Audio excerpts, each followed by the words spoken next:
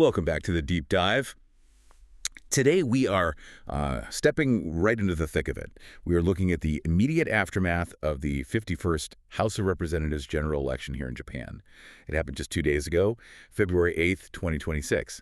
And look, if you've just glanced at the headlines or, the scrolling ticker on the news, you probably did a double take. The numbers are, frankly, jarring. They are. They're really not what you'd expect to see, are they? Not at all.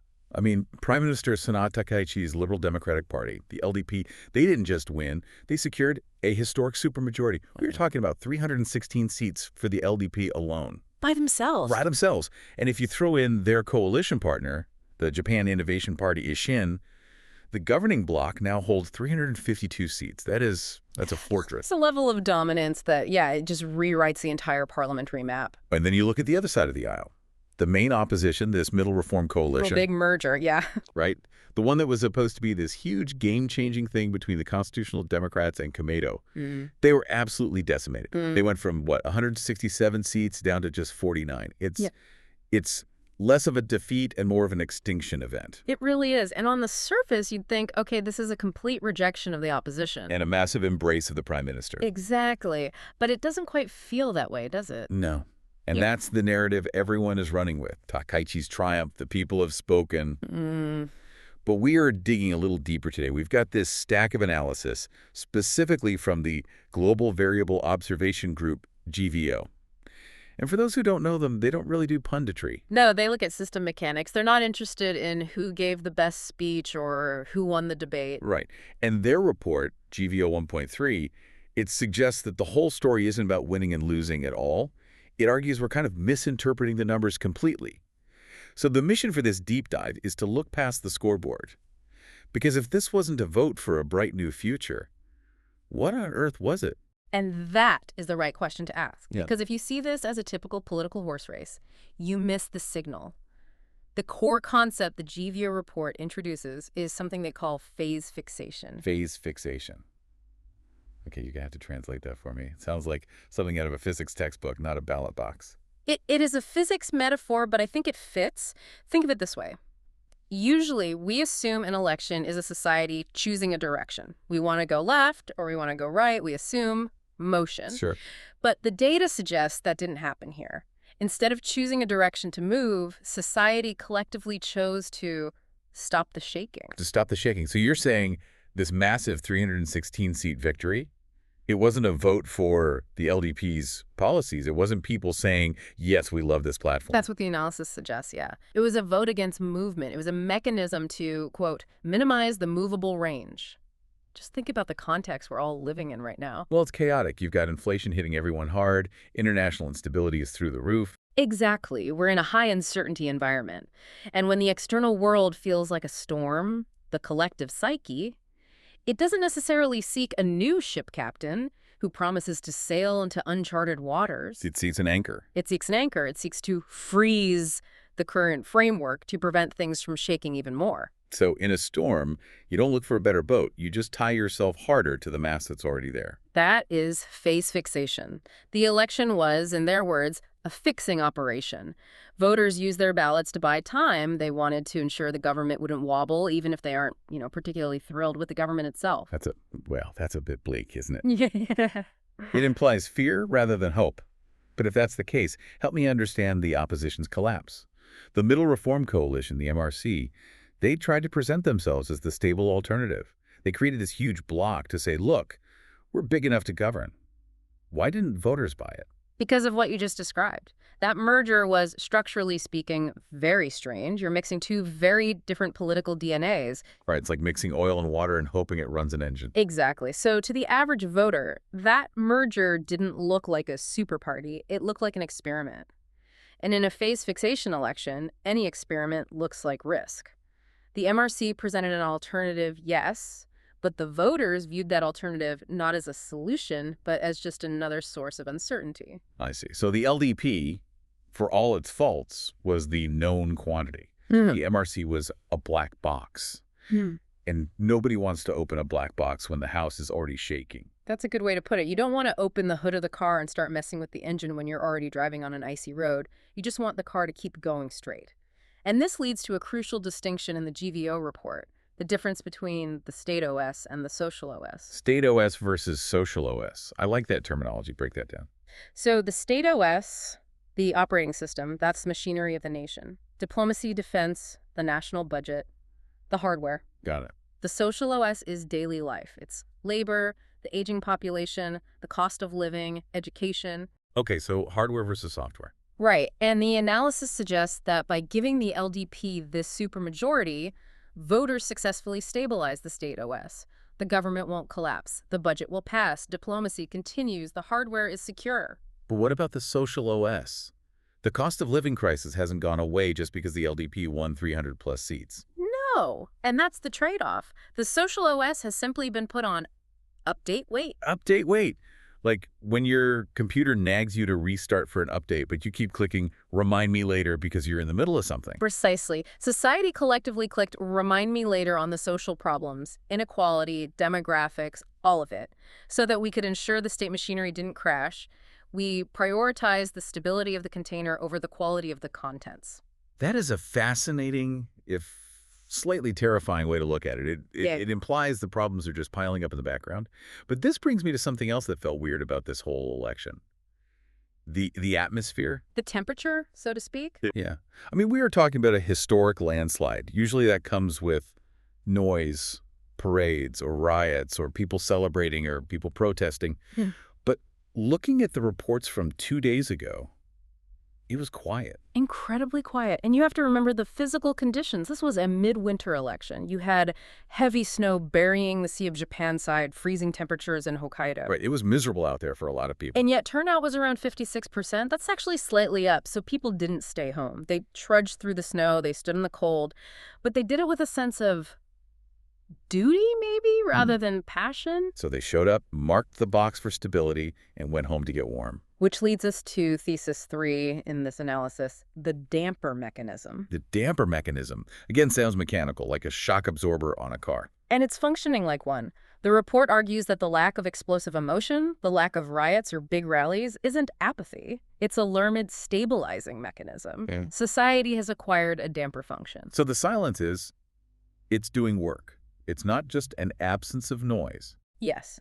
In response to all those external pressures, high prices, information overload society has learned a survival lesson. And the lesson is not making noise prevents breakage. Wow. So silence is active survival.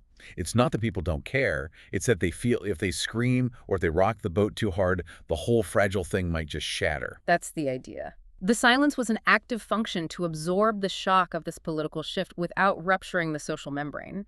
If everyone had reacted emotionally to that massive swing in seats, the social fabric might have torn. Instead, the public just absorbed it. They dampened the signal. That explains the disconnect I was seeing. You have this magnitude of the victory, these huge numbers, but the temperature of the public is cool, detached. It feels contradictory. It is if you look at it linearly, but the single-seat constituency system, it acts as an amplifier, a relatively small tilt in voter behavior, a slight preference for safety, maybe a 5% swing towards the known quantity that gets multiplied by the system into a landslide victory in seats. So the system took a collective whisper of, let's just stay safe, and turned it into a shout of supermajority. Correct. And understanding that amplification is key. The mandate might not be as super as the seat count suggests. It's more of a technical landslide, driven by a psychological desire for a quiet life. Which brings us to the next big puzzle piece here.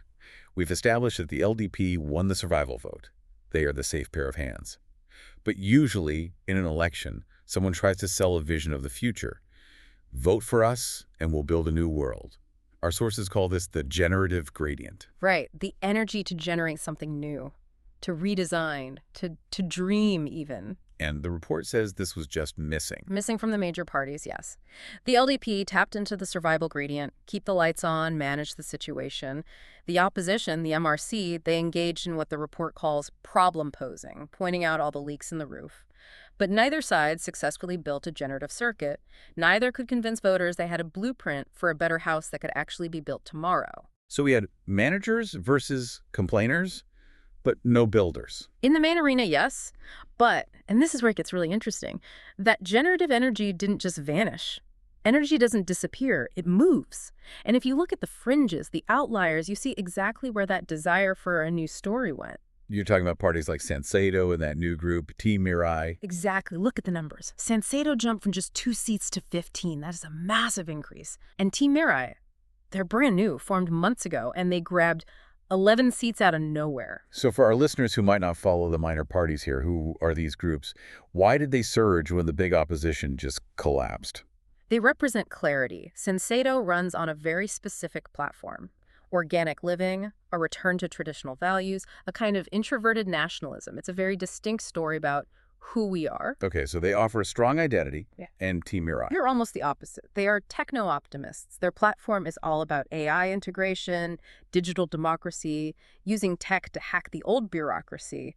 They're looking purely at the future. So you have one group saying, let's go back to our roots, and another saying, let's upload our brains to the cloud. They could not be more different. Polar opposites. But they share one crucial thing. They are both generative.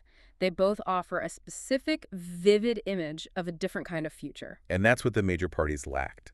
So the voters who refused to just click update later, the ones who are hungry for a news story, they flowed into these smaller vessels. It's like a big river being dammed up by that phase fixation. The main water is held back, but these high-pressure jets force their way through the cracks at the edges. Salcedo and Team Mirai are those cracks. That's a great image. It means the desire for change is still there. It's just been pushed to the margins because the center is frozen solid. Precisely. So let's zoom out. We have a super stable government, 352 seats. A crushed opposition. A quiet, shock-absorbing public. Is this it? Do we just coast on this state OS stability for the next 4 years? You might think so. You might look at the stock market. The Nikkei hit 57,000 yen the day after the election and think everything is fine. But the GVO report argues the main battlefield has now moved. It's no longer about the election, it's about the time between the elections. The time between... Okay, so what breaks the silence? What are the triggers that could disable this damper? They point to a few non-electoral triggers we need to watch. The most critical one is the disconnect you hinted at, the macroeconomy versus real life. Yeah, the Nikkei at 57,000 yen sounds amazing on the news, but nobody pays for groceries with stock options. Exactly. The gap between the nation is wealthy and my wallet is empty is a huge source of potential energy. If the LDP uses their supermajority to boost the macro numbers, the state OS, but fails to patch the social OS, that tension is just going to build. And eventually the silence stops absorbing the shock and starts transmitting it. The damper breaks, yes. What else? The report mentioned something about system failures. Disasters or accidents. When you freeze a system to keep it stable, you also make it rigid. And rigid things don't bend, they snap. If a natural disaster hits, an earthquake, a typhoon, and the system responds with bureaucratic rigidity because it's terrified of making a mistake, well, the failure becomes visible to everyone immediately. And I have to imagine technology plays a massive role here, too. You mentioned Team Mirai. AI isn't waiting for Parliament to pass a law. That's the biggest generative force of all. AI and automation are blurring social roles faster than any laws can keep up. Drivers, clerks, translators, coders, their roles are changing month to month. That is a social OS issue. Right, and if the government is in phase fixation mode, just trying to keep things the same, they aren't addressing that shift at all. Exactly. If the state OS ignores the changes AI brings to the workforce, the social OS might crash regardless of who has the seats in Parliament. You can't legislate away a technological paradigm shift. This is really the crux of it, isn't it? The election provided a mathematical answer, 316 seats, but it didn't actually solve the underlying equation. That's the takeaway. The election didn't solve the problems. It merely bought time. We established a state that doesn't move so that we didn't have to deal with the shaking right now. We paid a premium for stability insurance. But we still haven't fixed the leak in the basement. And we haven't decided how to remodel the kitchen for the future. We've just locked the door for now. So as we wrap up, what's the final thought for our listeners?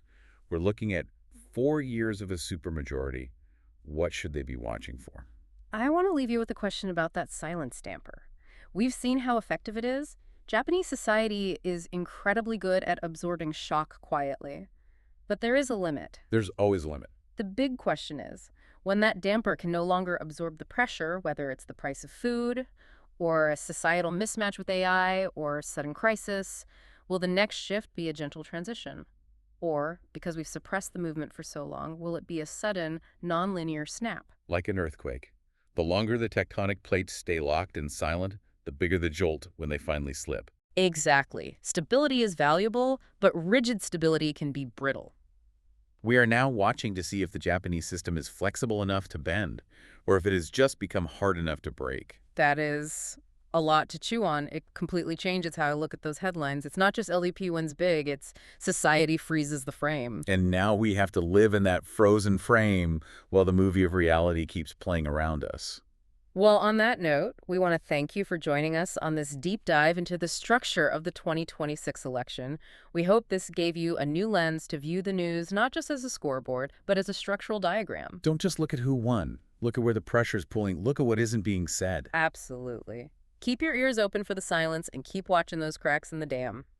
Thanks for listening, and we'll catch you on the next deep dive.